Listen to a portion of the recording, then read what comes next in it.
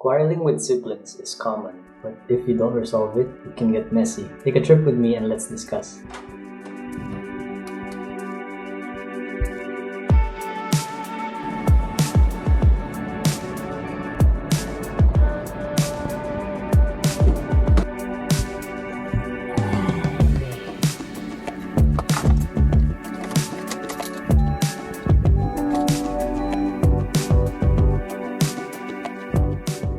Today, we are driving and we're getting Tippi.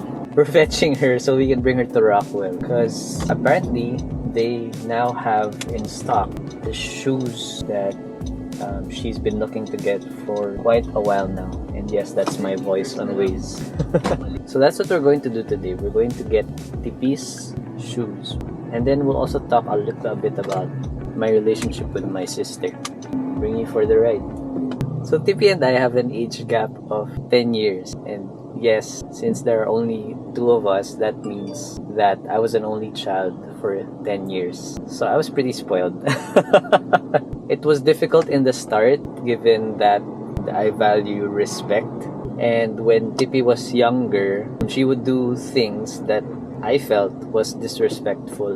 But later on, I realized that that was just her not understanding at that age, since there was a 10-year gap, that the things she did were considered disrespectful.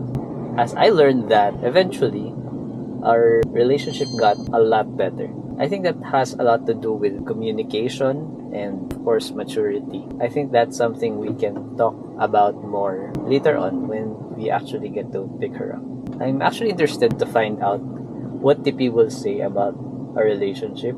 I think it's a pretty good relationship. I think we're pretty open, and given that, again, we're older, she's in college now, we don't argue at all or that much. I can remember the last time we had a heated argument about something, but I guess that also has to do with me being quite far from her.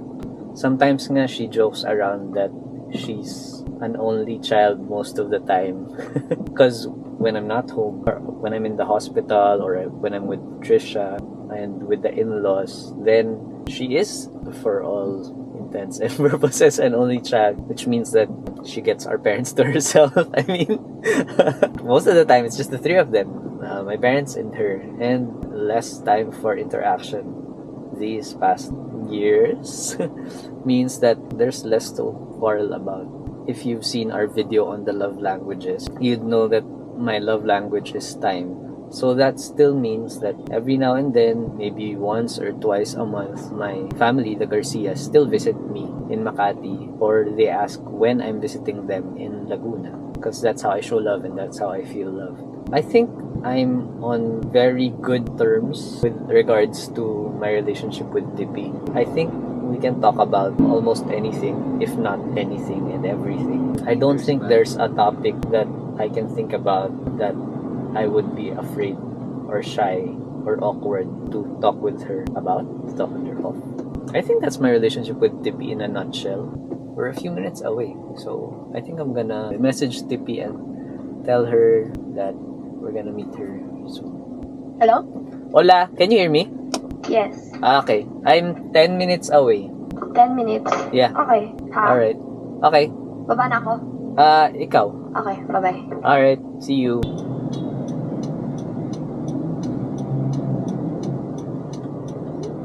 Oh, there she is. There's Tippi. Hello. Here's your water. Thank you! Can I drink from the spout? Yeah. I wanna get my cover! Why do you like those shoes? Sneakers? Yeah. Kasi wala kasi ako, lahat ng sneakers ko, white.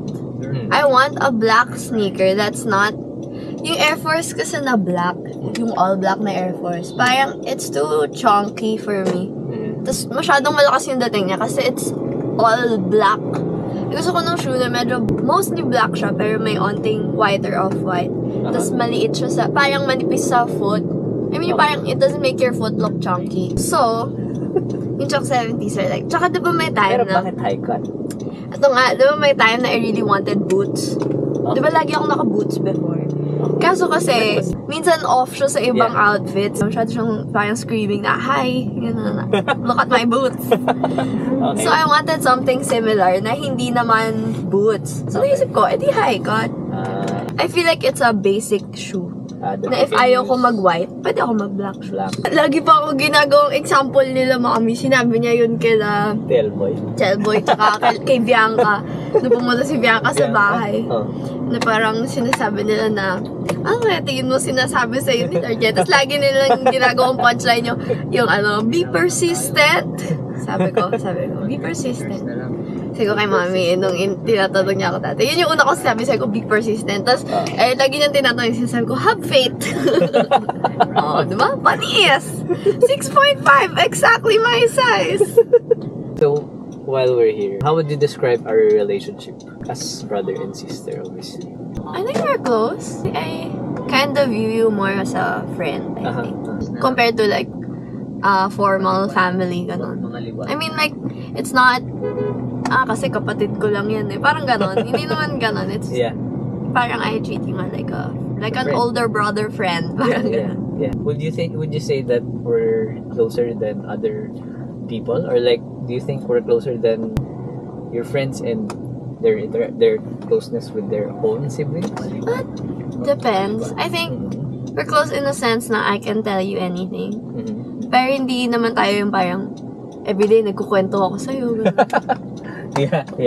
Diba? Okay. Or like, pag kunwari may nangyari sa friend group ko, tatawagan ka, kuya, alam mo ba? Hindi naman gano'n. It's just more of when we're together.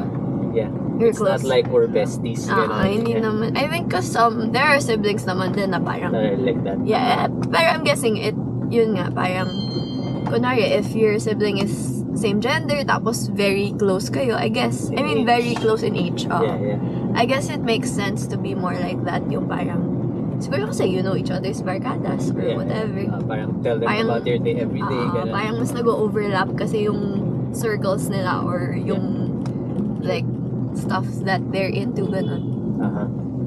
Cool, I haven't been here before. I was gonna say, ang weird naman nito, may parang pababa sa gitna. Yung pala, dito tayo pumunta. Parking talaga. It's cool. It looks good. I hope. Lord, please. Here we go. So, saan dito yung shoe mo?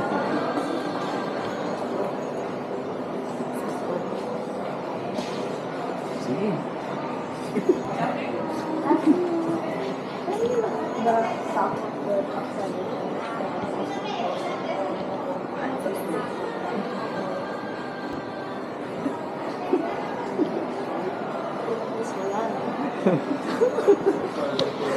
Swala.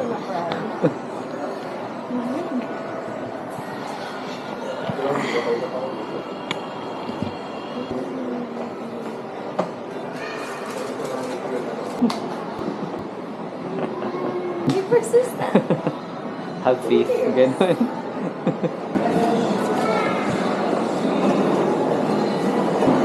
Okay, so what's the moral of the story? Be persistent. The bag are her old. Bang! Bang. Time for cheese. Popost na lang sa pang-show. Lagay lang yan.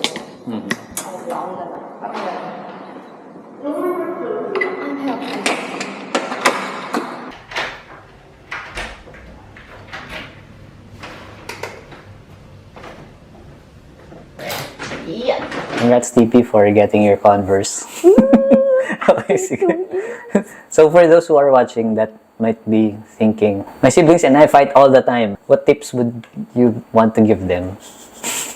What tips for them? Other people might have a smaller age gap. They might be just a year apart. Ganun, di ba? Yeah.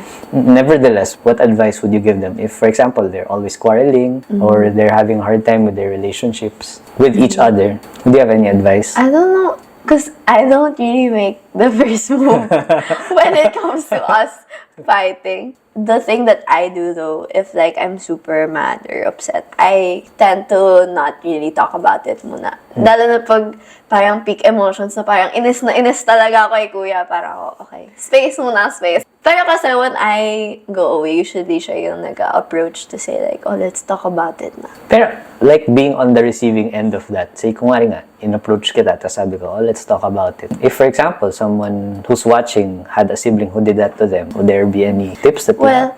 I think you should also take into consideration that takes a lot also to take the first step. So, give them a little slack. At least sila naman yung nauna mag-approach. And like, if you're not ready to talk about stuff yet, say it in a way that's siya na nga nag-first move, ikaw pagalit na parang, bakit mo ako nilalapit? And then, be able to calm yourself down and say na parang, wag muna na ako. Or like, later na lang. Or ikaw naman mag-first move after. But that doesn't happen with us. Yeah, it doesn't need to be said na relationships are give and take. If you see your sibling trying to reach out, again, like what you said, it takes maturity, it takes somewhat eating your pride to do that. And if that other sibling whom you reached out to slams the door in your face or they get angry even, it's hard for that sibling to make things right. I guess as an older sibling, I would suggest to the older siblings or the more mature siblings, it doesn't need to be the older one, that if you are in an argument with your younger siblings or with your less mature siblings, I would suggest that since this is an issue or a topic of love, that you go ahead and be the first one to initiate, as Tippi mentioned, to initiate the reconciliation. Even if in your point of view, it might not be your fault, it doesn't matter. Even if in your point of view, it might seem like you're weaker, quote-unquote, for being the one to initiate reconciliation, for being the one to say, let's talk about this. In the end, it'll be much more meaningful, fruitful, a bigger blessing to you and your siblings that you were the one who approached. And I think that's kind of why I feel very close to you also. Because we talk about stuff. I feel like a lot of people that I know din kasi they brush stuff under the rug and parang, magiging okay din naman kami. Pero like, kasi usually that comes back up after a while. So I think that's why I feel close to you kasi although confrontation is a bit difficult for me, since we do talk about things and we're both open na parang hindi siya, ew, bakit tayo nag-heart to heart? Or parang, ew, why are you talking to me about it? Parang we do get along better because we know what we feel, I guess. About certain things. Yeah. Something like that. Yeah. I guess we can run them down about what we do when we get into an argument. For example, we have a heated argument about something. Usually, Tippi ends up in her room. Yeah. Walk out. Dramatic walk out. and I end up thinking about what happened. when we were younger, when we were still living in the same house. So after Tippi goes to her room and she locks herself there, and after I found the courage and the humility to go to her, I would go to her room, knock on the door, and say, Tippi, or I'm sorry, or are you okay? Can we talk? Yeah. And I don't know. We talk about it. Yeah. If she were if she had cooled down during that time, she would open the door and we would talk about it. Usually, I think when I'm not ready, I don't open the door. When she's not ready, there are times when she doesn't answer. So I knock at the door and I say, Tippi, I'm sorry, are you okay? There's no answer. If there's no answer, back then I would just say, Tippi, I'm sorry. I would like to talk about this. When you're ready to talk, just tell me. Then I'd go away. And I'd wait for her to calm down and be okay again. When we do reach that point when she's ready and I'm ready and we sit down, I just tell her, Tippi, I'm sorry. With girls, it's really you really have to say sorry. You have to hear that. It. I'm sorry. Yeah, but it can't be implied. Pag guys kasi parang, it can as you said, it can blow over on its own, di ba? Yeah. Pag kami ni I think kaya tayo ganun. I don't think we've had like a fight na parang ikaw yung... Hindi, tsaka parang hindi... Na ako yung nagtampok. Hindi, I mean, pag nagtatampok ka kasi siguro, I don't know if it's... Oo nga, no, parang hindi pa tayo ikaw yung nagtampo. Parang hindi pa. I mean, if it were, kunwari ikaw yung nagtampo, would you want me to say like, I'm sorry and go to you? Or like, you would just... Parang, I feel like in the end, ganun pa rin eh. Same lang. Like, there would be a time when I would be upset, I wouldn't talk to you. Pero, I guess that shortens when you're the mature one. Parang, ikaw nga, yeah. There have been times, tas ikaw yung lalapit. Tas ako pa rin yung lalapit. You say, no, I didn't like this. Yeah. And then I say sorry. I'm like, oh, okay. yeah. Diba? So parang, I guess, yun nga, as the more mature one, given our ages, society would say na I should be more mature. It usually falls on me to be the one to approach or say sorry. Again, even if there would be times when I think, hindi ko naman kasalanan. Diba? So yun, that would be our, diba? I would say, Tippi, I didn't like the way you said this because I felt disrespected. Ganon. Yeah. And then, you would say sorry. Kuya, I'm sorry. And then ako yung iiyak. Kuya, I'm so sorry. Was there a time na you felt na, yun nga, ako talaga yung may kasalanan and I approached you? And then I would just say sorry. Would you say anything? I don't know. I just cry a lot. I cry a lot and then I hug him and then okay na. If you're watching this and you're having problems with your siblings, I'm sure your circumstances might be different. Again, it could be a closer age gap. It could be much bigger age gap. You could be both female, you could be both male, or whatever you identify as might be different. But in the end, it's still about, if there's a heated conversation or argument, or there's a misunderstanding that you want mended, usually it takes the more mature one to someone approach. Someone has to take the first step. Someone has to let go of their pride and say, let's fix this. And if the other party isn't ready, then you have to respect that other party. Because if you force it, then nothing's going to happen. It might take days, months, years. Hopefully not, but it might take a long time for the other party to be ready. But since you're siblings, there's that assumption that you love one another and that you want your relationship to be okay, we're good. We pray for you and your siblings. God bless. Hugs from me and my sibling. Hugs from me and my sister. My only child. To you. Your only child in his younger years and the only child in my elder years. We hope you and your siblings have great relationships. God bless. Bye-bye. Congrats on... Look at my shoes. Congrats on her Converse. Okay, bye-bye.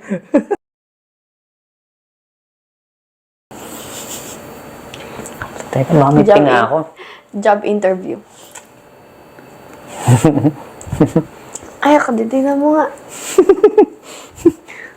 Wala naman. Yes, walang braces! Hey! Oo nga. I think this is my first video. Matagal ka nang wala sa channel.